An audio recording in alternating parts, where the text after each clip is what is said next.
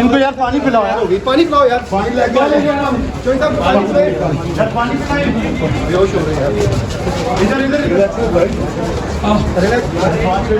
छोड़ो यार, देख सकते हैं इस वक्त की हालत है।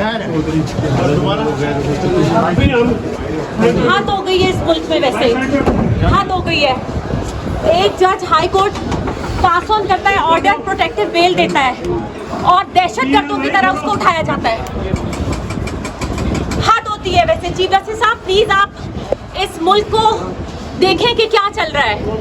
कोर्ट से बेल मिलती है मेरे हस्बैंड को और बाहर गाड़ी लगा के उठाना शुरू हो जाते हैं उनको।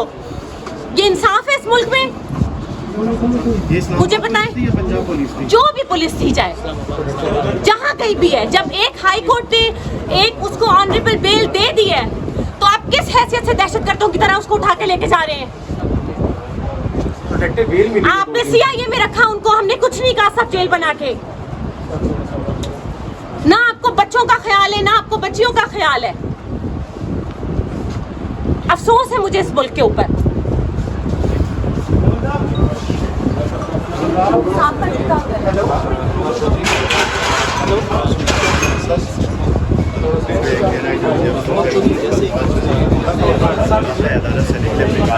चौधरी के लिए भी जो इस वक्त सख्त नाला है, सख्त यहाँ पर गुस्सा आपको दिखाई दे रहा होगा उनके चेहरे से, क्योंकि फवाद चौधरी साहब यहाँ से जो ही प्रोटेक्टिव बेल पर बाहर निकले तो उन्हें दोबारा से गिरफ्तार करने की कोशिश की गई और वो जिस सूरत में वापस है वो भी आप तक मनाजिर आपको दिखाए। नाज़रीन,